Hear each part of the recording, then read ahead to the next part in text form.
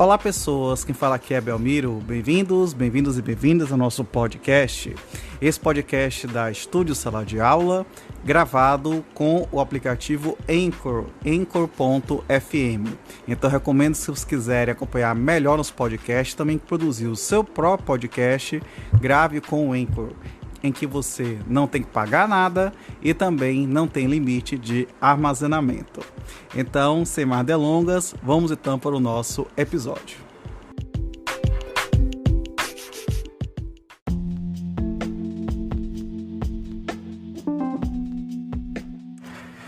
Decreto-Lei número 4.657, de 4 de dezembro de 1942. Lei de Introdução às Normas do Direito Brasileiro. O Presidente da República, usando da atribuição que lhe confere o artigo 180 da Constituição, decreta, artigo 1º, salvo disposição em contrário, a lei começará a vigorar em todo o país 45 dias depois de oficialmente publicada. Parágrafo 1º. Nos Estados estrangeiros, a obrigatoriedade da lei brasileira, quando admitida, se inicia 3 meses depois de oficialmente publicada. Parágrafo 2º, revogado pela Lei 12.036 de 2009. Parágrafo 3º, se antes de entrar a lei em vigor ocorrer nova publicação de seu texto destinada à correção, o prazo deste artigo e dos parágrafos anteriores começará a ocorrer da nova publicação. Parágrafo 4º, as correções a texto de lei já em vigor consideram-se lei nova.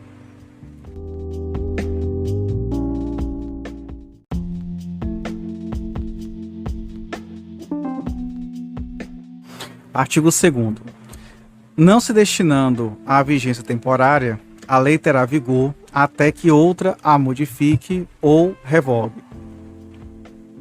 Parágrafo 1º. A lei posterior revoga a anterior, quando expressamente o declare, quando seja com ela incompatível ou quando regule inteiramente a matéria de que tratava a lei anterior. Parágrafo 2º.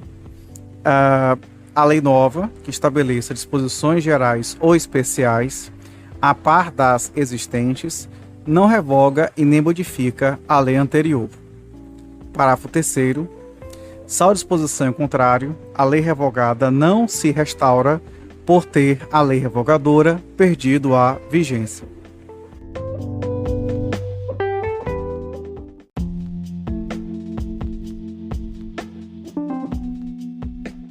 Artigo 3º. Ninguém se excusa de cumprir a lei, alegando que não a conhece.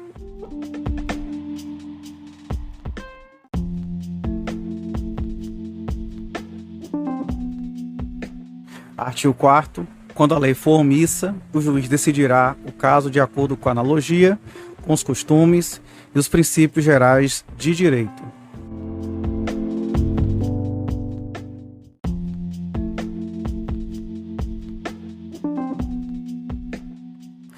Artigo 5º. Na aplicação da lei, o juiz atenderá aos fins sociais a que ela se dirige e às exigências do bem comum.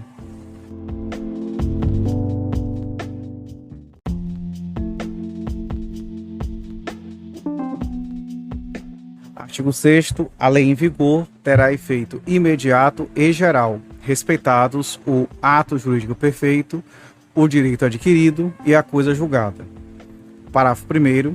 Reputa-se ato jurídico perfeito o já consumado, segundo a lei vigente, ao tempo em que se efetuou. Parágrafo 2º. Consideram-se adquiridos assim os direitos que seu titular ou alguém por ele possa exercer, como aqueles cujo começo do exercício tenha termo prefixo ou condição pré-estabelecida, inalterável, a arbítrio de outrem. Parágrafo 3º. Chama-se de coisa julgada, ou caso julgado, a decisão judicial de que já não caiba recurso.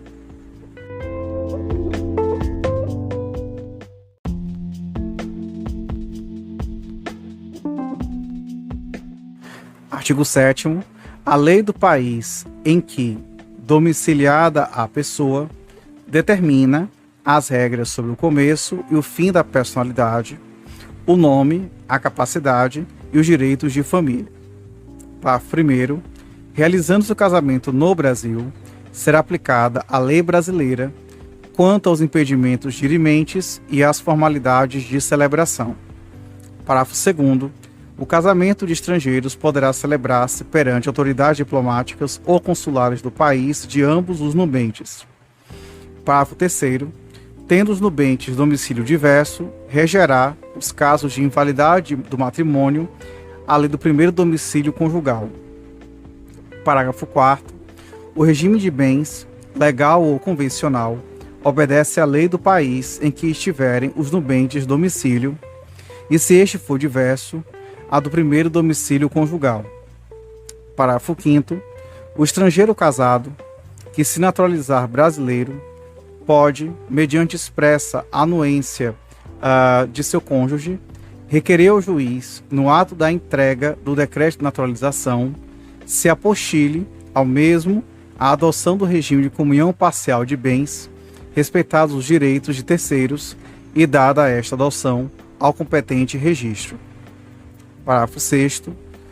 O divórcio realizado no estrangeiro, se um ou ambos os cônjuges forem brasileiros, só será reconhecido no Brasil depois de 1 ano da data da sentença, salvo se houver sido antecedida de separação judicial por igual prazo, caso em que a homologação produzirá efeito imediato, obedecidas às condições estabelecidas para a eficácia das sentenças estrangeiras no país. O Superior Tribunal de Justiça, na forma de seu regimento interno, poderá reexaminar, a requerimento do interessado, decisões já proferidas em pedidos de homologação de sentenças estrangeiras de divórcio brasileiros, a fim de que passem a produzir todos os efeitos legais. Parágrafo 7º. Salvo o caso de abandono, o domicílio do chefe da família estende-se a outro cônjuge e aos filhos não emancipados, e o do tutor ou curador aos incapazes sob sua guarda. Parágrafo 8º. Quando a pessoa não tiver domicílio, considerar-se-á domiciliada no lugar de sua residência ou naquele em que se encontre.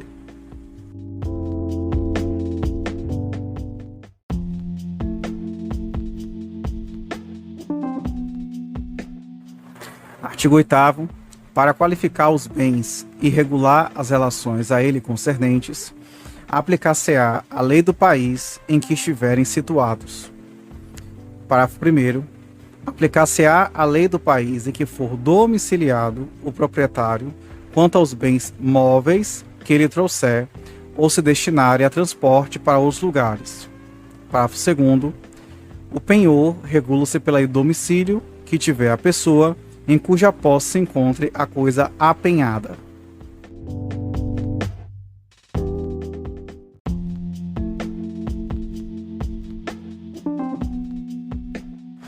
Artigo 9º. Para qualificar e reger as obrigações, aplicar-se-á a lei do país em que se constituírem. Parágrafo 1º. Destinando-se a obrigação a ser executada no Brasil e dependendo de forma essencial, será esta observada, admitidas as peculiaridades da lei estrangeira quanto aos requisitos extrínsecos do ato. Parágrafo 2º. A obrigação resultante do contrato reputa-se constituída no lugar em que residir o proponente.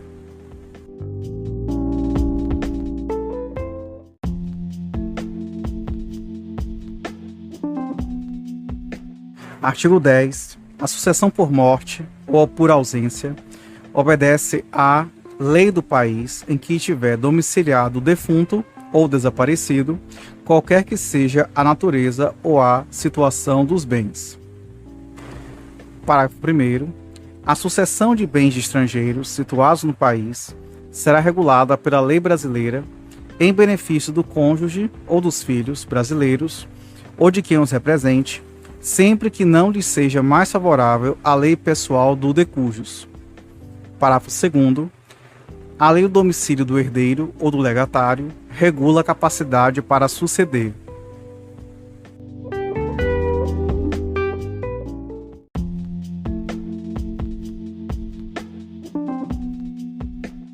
Artigo 11. As organizações destinadas a fins de interesse coletivo, como as sociedades e as fundações, obedecem à lei do Estado em que se constituírem. Parágrafo 1º. Não poderão, entretanto, ter no Brasil filiais, agências ou estabelecimentos antes de serem os atos constitutivos aprovados pelo governo brasileiro, ficando sujeitas à lei brasileira. Parágrafo 2º. Os governos estrangeiros, bem como as organizações de qualquer natureza que eles tenham constituído, dirijam ou hajam investido de funções públicas, não poderão adquirir no Brasil bens imóveis ou suscetíveis de desapropriação. Parágrafo 3º. Os governos estrangeiros podem adquirir a propriedade dos prédios necessários à sede dos representantes diplomáticos ou dos agentes consulares.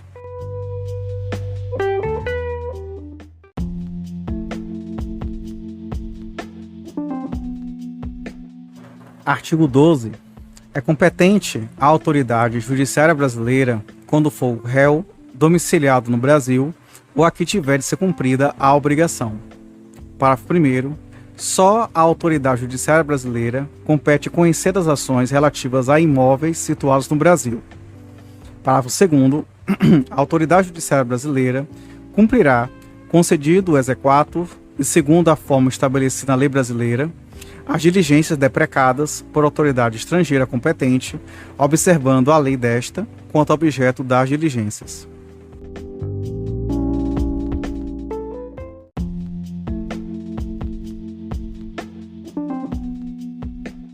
Artigo 13. A prova dos fatos ocorridos em país estrangeiro rege-se pela lei que nele vigorar, quanto aos ônus e aos meios de produzi-lo, não admitindo os tribunais brasileiros provas que a lei brasileira desconheça.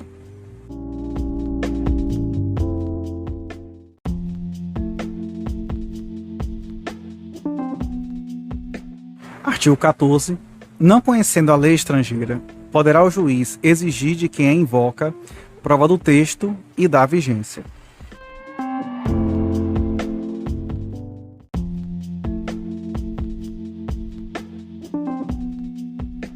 Artigo 15. Será executada no Brasil a sentença proferida no estrangeiro que reúna os seguintes requisitos. A linha A. Haver sido proferida por juiz competente. A linha B. Terem sido as partes citadas ou haver-se legalmente verificado a revelia. A linha C. Ter passado em julgado e estar revestido das formalidades necessárias para a execução do lugar em que foi proferida. A linha D. Está traduzida por intérprete autorizado. A linha E. Ter sido homologada pelo Supremo Tribunal Federal. Atenção que, só uma anotação, que isso aqui já não se aplica mais conforme a emenda constitucional 45. Parágrafo único revogado pela Lei 12.036 de 2009.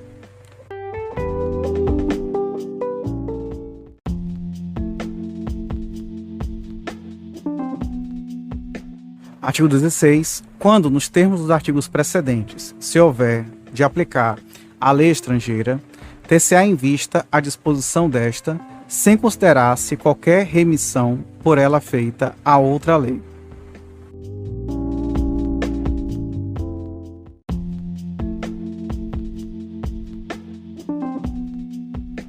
Artigo 17. As leis, atos e sentenças de outro país, bem como quaisquer declarações de vontade, não terão eficácia no Brasil quando ofenderem a soberania nacional, a ordem pública e os bons costumes.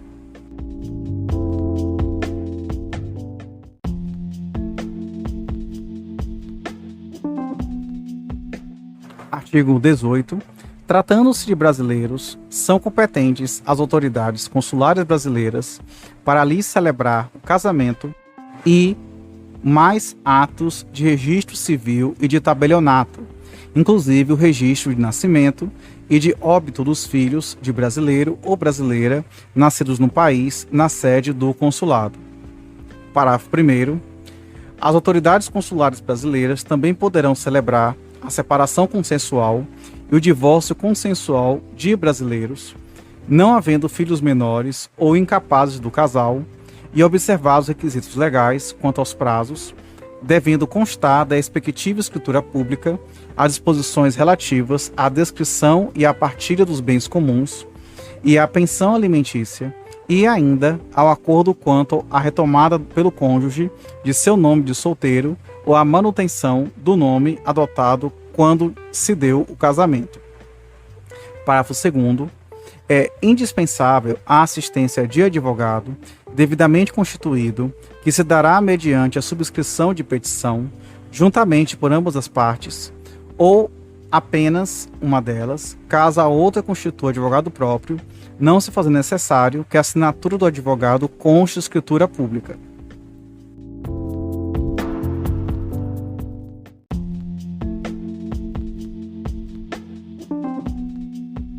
Artigo 19. Reputa-se válidos todos os atos indicados no artigo anterior e celebrados pelos cônsules brasileiros na vigência do Decreto-Lei nº 4.657, de 4 de setembro de 42, desde que satisfaçam todos os requisitos legais. Parágrafo único. No caso em que a celebração desses atos tivesse sido recusada pelas autoridades consulares, com fundamento no artigo 18 do mesmo Decreto-Lei, o interessado é facultado renovar o pedido dentro de 90 dias, contado da data da publicação desta lei.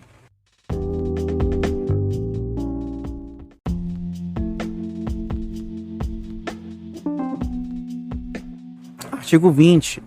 Nas esferas administrativa, controladora e judicial, não se decidirá com base em valores jurídicos abstratos, sem que sejam consideradas as consequências práticas da decisão.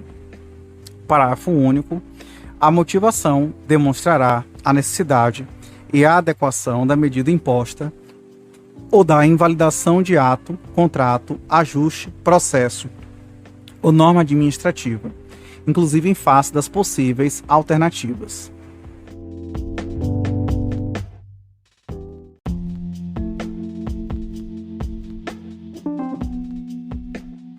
Artigo 21. A decisão que, nas esferas administrativa, controladora, judicial, decretar a invalidação de ato, contrato, ajuste, processo ou norma administrativa, deverá indicar de modo expresso suas consequências jurídicas e administrativas. Parágrafo único.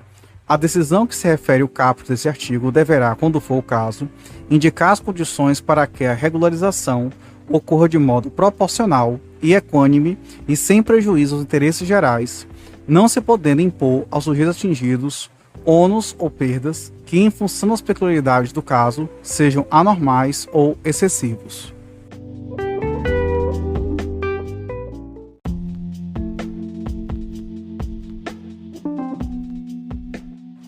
Artigo 22.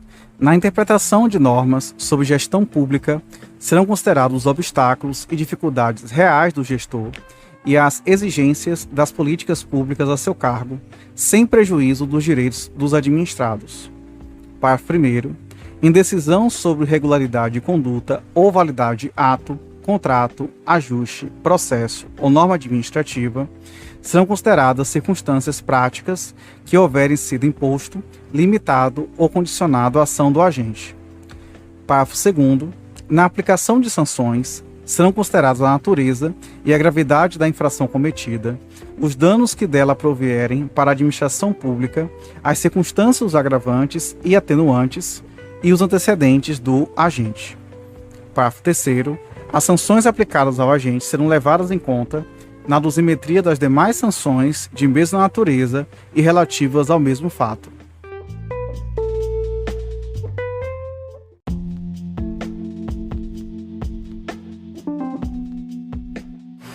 Artigo 23. A decisão administrativa, controladora ou judicial que estabelecer interpretação ou orientação nova sobre norma de conteúdo indeterminado, impor um novo dever ou novo condicionamento de direito, deverá prever regime de transição quando indispensável para que o novo dever ou condicionamento de direito seja cumprido de modo proporcional, equânime e eficiente e sem prejuízo dos interesses gerais. Parágrafo único vetado.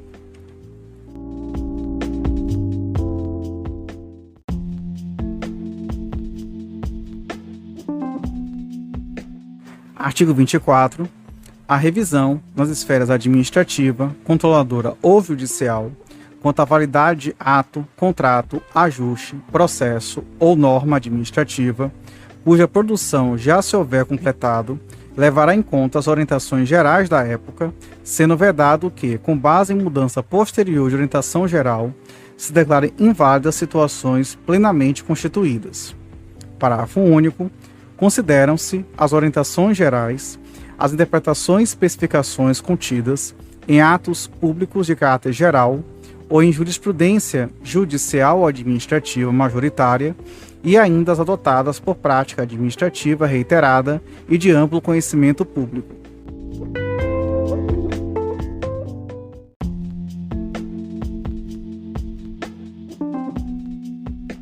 Artigo 25, vetado.